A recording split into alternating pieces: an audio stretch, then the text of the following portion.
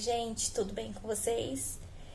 Tô aqui mais uma vez pra gente estar conversando aí sobre um tema que eu acho essencial pra gente discutir, né, na nossa sociedade, principalmente hoje que a gente tem, né, tanta abertura aí pela internet, né, pra estar falando sobre esses assuntos. E aproveitando que dia 25 de novembro a gente comemora o Dia Internacional de Combate à Violência contra a Mulher, que é uma data assim que a gente tem que realmente lutar muito, né, para que isso seja aí uma realidade na nossa sociedade. Então, aproveitando essa data, eu tô gravando esse vídeo pra gente estar falando um pouquinho sobre relacionamentos abusivos ou tóxicos. A primeira coisa que eu queria que a gente pensasse aqui você saberia dizer se você tá ou não num relacionamento abusivo ou tóxico? Lembrando aqui que a violência contra a mulher, ela não é só física. Então, vamos falar aqui um pouquinho mais pra frente dos tipos de violência que podem ser cometidos aí dentro desse relacionamento abusivo tóxico. Mas você saberia dizer se você está ou se você já viveu um relacionamento desse tipo? É uma coisa que muita gente pode parecer assim muito simples, né? Muito assim na cara de falar assim, nossa, mas não é possível que a pessoa não perceba que ela tá ali num relacionamento que está fazendo mal para ela. Mas muitas vezes as pessoas não percebem mesmo, né? É uma coisa muito difícil de perceber porque envolve muitos sentimentos. E cada pessoa vivencia isso de uma forma.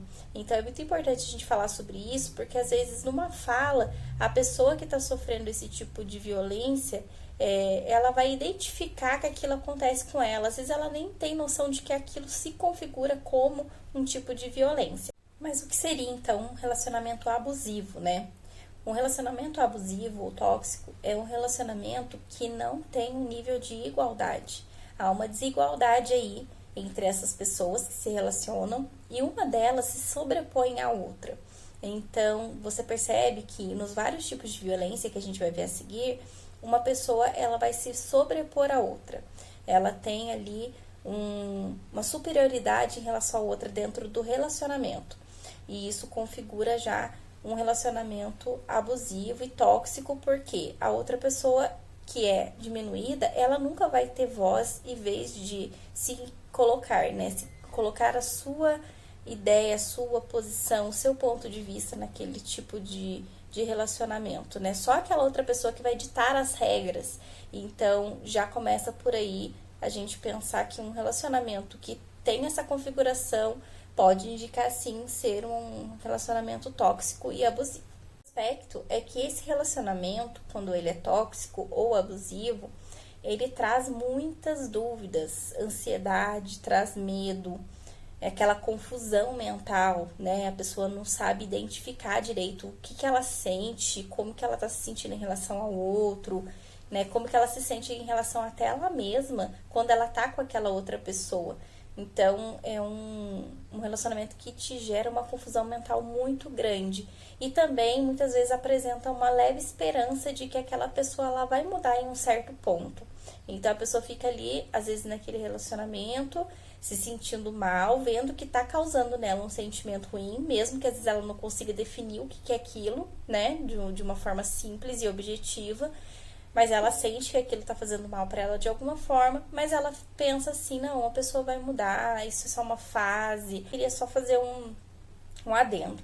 A gente, enquanto psicólogo, enquanto terapeuta, a gente acredita muito na mudança do ser humano, nas possibilidades de melhora, de evolução, né, da vida do ser humano. Então, eu entendo que essa esperança, ela possa até ser um dia realmente se tornar realidade, né, daquela pessoa que um dia foi abusiva, né, num relacionamento, ela perceber que ela está sendo abusiva e mudar o comportamento dela. Isso é super possível e é o ideal, né, que a gente, quando identifique esse tipo de comportamento na gente, a gente busque uma ajuda e busque uma melhora, né, mas nem todos são assim. Então, a gente tem que ter atenção porque nessa configuração, muitas mulheres são até mortas, né, e sofrem aí uma violência muito pesada por parte dos seus parceiros, porque tem essa esperança vai empurrando aí esse relacionamento até o momento que realmente acontece uma coisa bem grave e essa mulher acaba se tocando aí que estava já no relacionamento abusivo há muito tempo. Então, o que configurariam esses tipos de violência, né? A gente tem a violência física, que é o que é, assim, muito visível e gritante, né? E eu acho que esse tipo de violência é uma coisa que é muito mais fácil da mulher perceber que ela tá sendo ali vítima de um abusador, né? Tem a violência também através de ciúme, né? Ataques de ciúme. A pessoa, né, não permite que o outro tenha amigos, não permite que o outro se vista de alguma forma, né? Para sair de casa por conta do ciúme, né? Diz que, não, mas isso é um cuidado, é um carinho. Será que é mesmo? Né? Você tá anulando aquela outra pessoa. Isso não configura uma ação de cuidado, e sim uma ação realmente de uma pessoa que está querendo se sobrepor à outra. E também a violência psicológica, né? Violência verbal e psicológica. Violência verbal, a gente pode dizer que, né, são os xingamentos, são as palavras que ferem aí, que machucam, né? A gente tá ouvindo de uma pessoa que você, principalmente uma pessoa que você ama, né? Que você tem aí um carinho. E tem a violência psicológica, que é bem abrangente também, né? A pessoa pode estar sendo coagida, tá sendo levada a pensar que ela tá ficando louca, que ela tá... que o problema tá nela e não no agressor, né? Então a gente vê muito, assim, a maioria dos relatos de que as pessoas, elas têm esse mix de dúvidas, esse mix de sentimentos aí que impedem ela a tomar uma atitude diante de uma agressão aí de um parceiro, por conta disso, porque ela acredita que ela é culpada, ela provoca toda aquela situação. Então o abusador, o agressor, ele tem um jogo aí psicológico com a vítima, e ele faz ela acreditar, né, ao longo do tempo, que assim, eu só explodi com você porque você me provoca. Você é a culpada. Eu só faço isso porque você provoca ciúme, porque você quer sair assim. Então a pessoa, ela começa a se colocar realmente no lugar de culpada na situação. Então, uma das formas de violência psicológica, ela configura nesse tipo de comportamento, né? Da vítima achar que ela tem culpa a respeito daquela situação, né? Que acontece. E são vários, né? Se a gente for ficar descrevendo, dando exemplo de cada um, a gente pode ficar aqui dias e a gente não vai conseguir expressar tudo que pode acontecer aí dentro de uma violência psicológica. Mas, basicamente, é um tipo de violência que mexe aí com a mente da vítima de uma forma que ela pode distorcer todinha a visão que ela tem da realidade. E temos também, né, a violência sexual, que é um tabu, né, que a gente ouve muita gente falar assim, não, mas o meu marido, ele é meu marido. E acho que o abusador é uma pessoa que tá lá na rua, passeando lá na rua e pega uma vítima e estupra. Não é assim, né? Se o seu marido, ele te força a atos sexuais que você não está querendo, ou se ele te força a fazer qualquer tipo de coisa, não precisa ser uma consumação de um ato sexual, mas ele te força a fazer coisas que você não quer ou que você não se sente à vontade, isso se configura também em abuso sexual. Então, dentro de um relacionamento, né, de casais, inclusive esses casais que se dizem referências, né? A gente ouve algumas histórias de pessoas que são referências, às vezes, em comunidades cristãs, pessoas que têm aí um casamento modelo, né, vamos dizer assim, para a sociedade, mas que, se você for ver a história ali, o histórico do relacionamento da pessoa, é repleto de vários tipos de violência. E como que isso acontece, né? De uma hora para outra? Não é de uma hora para outra. É uma coisa muito gradual, muito sutil. Por isso também acontecem todas essas confusões aí, essa confusão mental da vítima, porque as coisas vão acontecendo de uma maneira bem sutil, no dia a dia, nas pequenas coisas. Então a pessoa, ela acaba não percebendo quando isso toma aí uma proporção realmente que ela entra em estado de alerta. Ela fala, poxa, tem alguma coisa estranha acontecendo aqui. E aí, nisso já passou muito tempo e talvez ela já até esteja com sintomas, né, com sequelas aí psicológicas desse relacionamento que foi vindo, né, às vezes por anos e anos aí se arrastando de uma forma totalmente tóxica. E aí a gente fica pensando também sobre a questão do autoconhecimento, né, em relação a essas situações que todos nós estamos sujeitos a passar, né, porque a gente se relaciona o tempo todo, não só com o nosso cônjuge, com nossos amigos, nossos irmãos, nossos pais, as pessoas que a gente trabalha, né, porque o relacionamento tóxico, ele tá dentro também dos trabalhos das pessoas, né, dos relacionamentos entre chefe e empregado. Temos vários relatos, né? Então, assim, é uma coisa muito ampla e por isso que a gente precisa chamar atenção. Não só também em relação à mulher, mas também em relação a todas as outras pessoas, né? Porque a mulher também pode ser um agente ali de abuso dentro do relacionamento, né? Então, se você identifica que você está do lado não da vítima, mas do abusador, né? Se você tem tido esse tipo de comportamento dentro dos seus relacionamentos, é um bom momento para você parar e refletir e fazer o caminho de volta, tentar aí entender, né, o que está acontecendo com você, aonde que você está precisando ter um pouco mais de cuidado, né, e procurar uma ajuda de um profissional principalmente. Então, como que o autoconhecimento ele pode auxiliar aí essa pessoa que está nesse relacionamento tóxico, né, esse relacionamento abusivo? O autoconhecimento, ele faz com que a gente consiga olhar para esses sentimentos de uma forma diferente, né?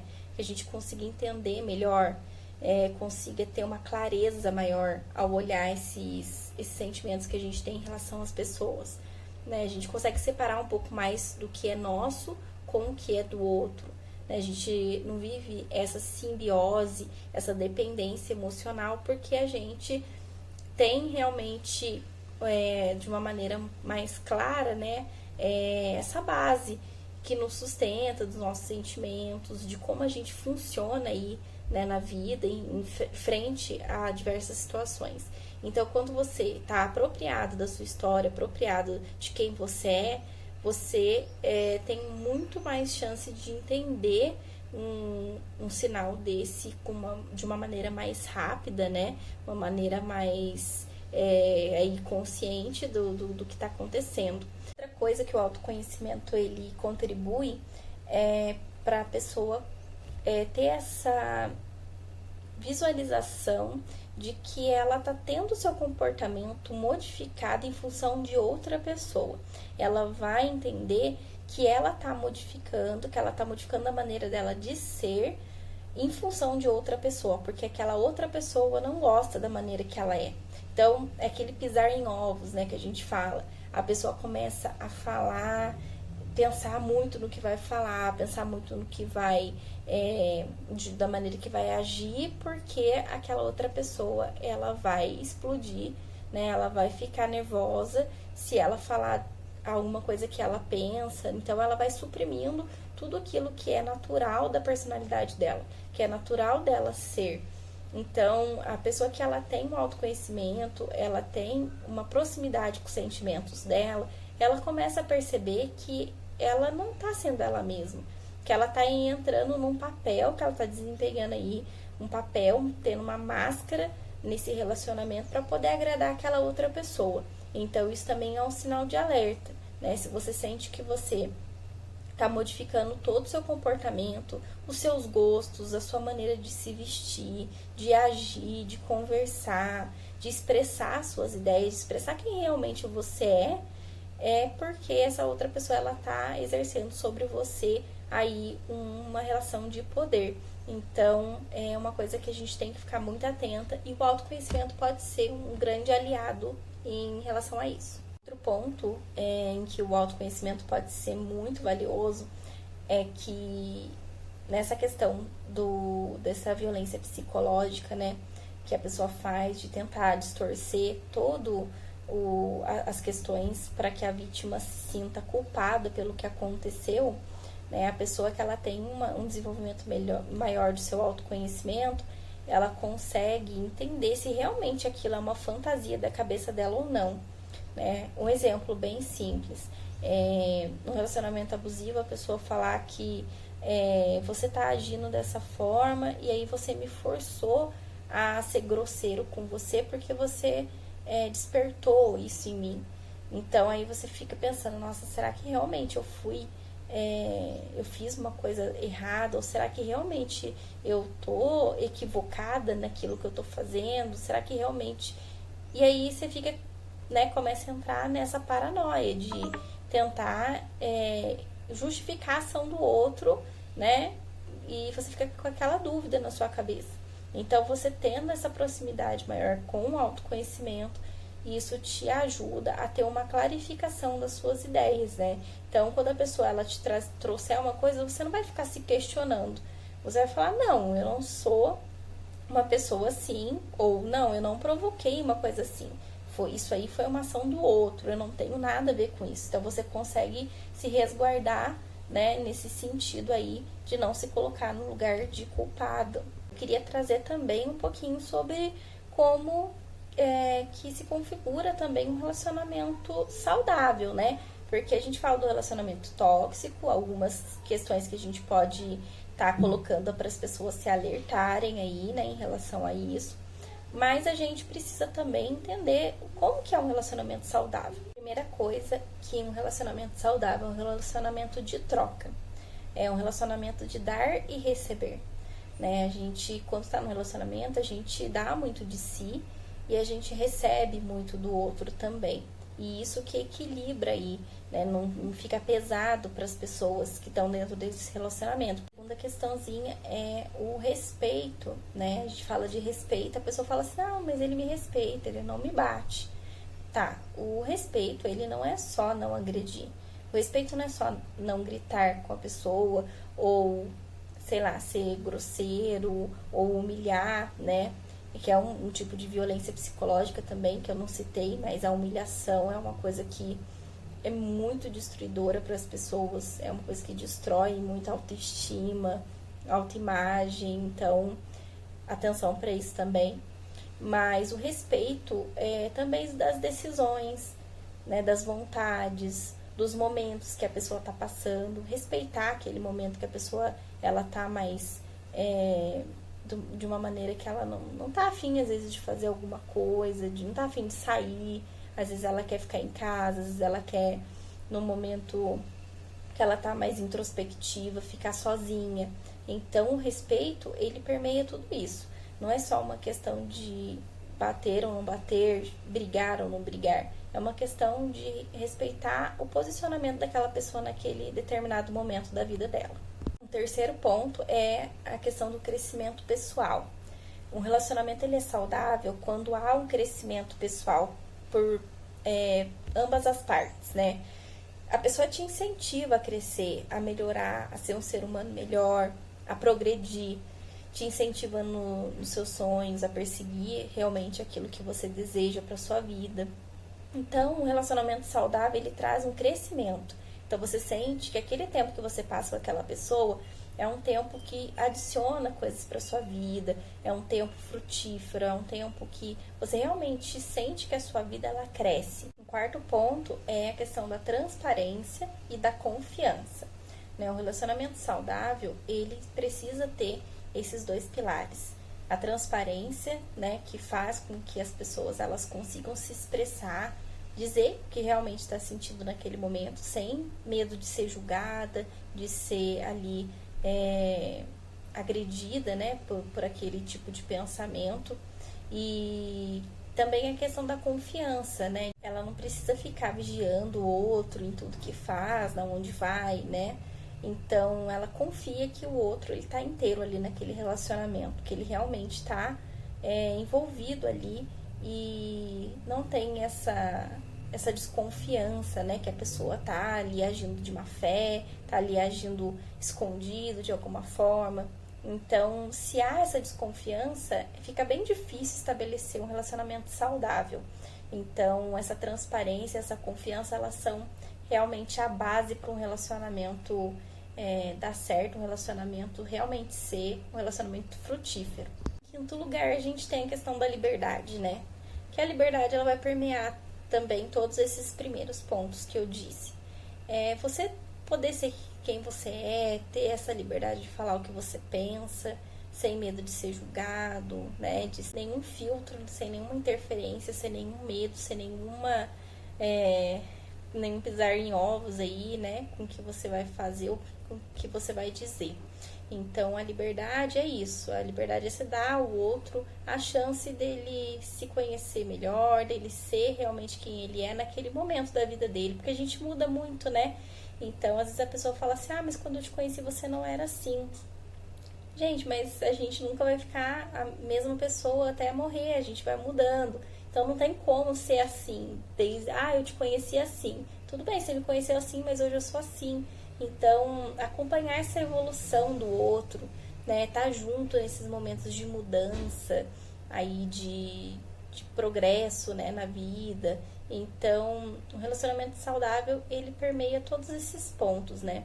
Então, são os principais que eu queria trazer para vocês. E para encerrar, então, se você se identificou com alguma coisa ou identificou algum dos pontos, procura ajuda, né? Se você se sente diminuída, você se sente de alguma forma confusa em relação aos relacionamentos que você possui, procure a ajuda de um profissional, procure a ajuda de um familiar, pessoas que você possa confiar realmente, pessoas que você sabe que vão estar do seu lado, vão te apoiar nesse momento. E também denuncie, né? A gente tem um número que é o 180, que é um disque denúncia de violência contra a mulher. Você pode estar entrando em contato, conversando lá com o atendente que vai te receber, vai te acolher. E eu também me coloco à disposição. Então, se você precisa de alguém para conversar, né, de algum momento para poder falar um pouco sobre o que você está passando, né? Você pode também estar procurando ajuda de profissionais, de pessoas que são capacitadas para estar te acolhendo nesse momento que é um momento tão delicado, né? Eu incentivo muitas pessoas a procurarem o autoconhecimento, porque, como eu disse, o autoconhecimento ele é a chave para muitas coisas na nossa vida.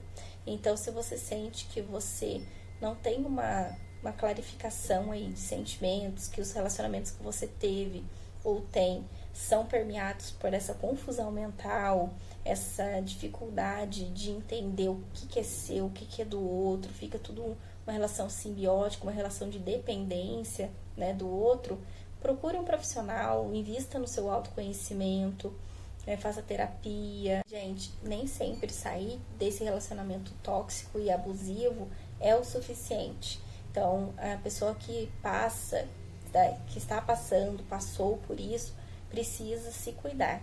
Então, trate das suas feridas, se cuide, né? Que muitas vezes a pessoa fala assim, mas eu já terminei o relacionamento, já rompi com aquela pessoa que me fazia mal. Mas pode ter ficado, né, situações aí por resolver, situações que você precisa revisitar, ressignificar.